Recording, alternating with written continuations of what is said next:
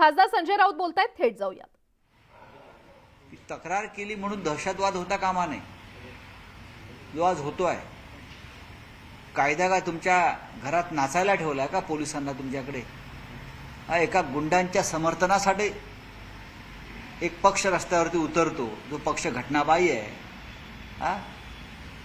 एक गुंड, history sheeter, ज्याला जन्मठेपेची सजा लागलेली आहे, त्याच्या समर्थनासाठी या श्रीकांत शिंदेचा पक्ष, मिंदे गटाचा पक्ष रस्त्यावरती उतरतोय टाळ्या वाजवत. हे महाराष्ट्राची संस्कृती बदलण्याचा प्रयत्न आहे. तुम्ही मातोश्रीशी एकनिष्ठ कधीच नव्हता आणि तुमचं नाव बदलून संजय आगलावे ठेवलं पाहिजे अशी जरी टीका शहाजी बापू करतात. हा कोण शहाजी? हा का खरा शहाजी आहे का? याने शहाजी नाव बदललं पाहिजे ना, तर भोसले घराण्याचा अपमान होतो सारखा. सर, महत्वाचा चला. मुद्दा हा आहे की फडणवीस साहेब म्हटले की आमचं मन साफ आहे, आमचे आजही संबंध चांगले आहेत, असं देवेंद्र फडणवीस बोलले. शत्रू नाहीत. बघा, देवेंद्र फडणवीस यांनी काही महिन्यापूर्वी एक विधान केलं होतं की महाराष्ट्राच्या राजकारणात कटुता वाढली आहे आणि ती कटुता संपवायला हवी. तेव्हाही मी सांगितलं होतं, तुम्ही पुढाकार घ्या.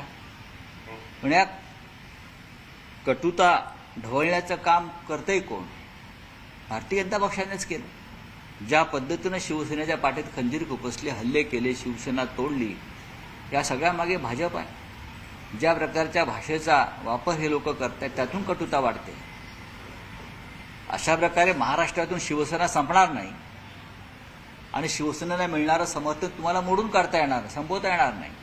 असे निकाल वगैरे विकत घेऊन कटुता आम्ही संपवण्याचा विचारात असतो. अनेकदा व्यक्तिगत संबंध असतात, पण शेवटी राजकीय जेव्हा विचाराचा विषय येतो, तेव्हा ज्या पद्धतीनं आपण शिवसेनेशी वागलेला आहात, आमच्या सगळ्यांशी वागलेला आहात, त्यातून एक कटुता अधिक वाढीस लागते. सर, उद्धव ठाकरे यांना आपल्या 19 बंगल्याच्या प्रकरणात हिशोब द्यावा लागेल. त्या प्रकरणात गुन्हा दाखल झाला अशी माहिती किरीट सोमय्या यांनी दिली आहे. पुढे बोला. मध्यावधी निवडणुकांची शक्यता उद्धवजींनी काल व्यक्त केली. उद्धवजींनी जी शक्यता व्यक्त केली आहे त्यात तथ्य आहे. तर संजय राऊत यांनी विविध विषयांवर भाष्य केलेलं आहे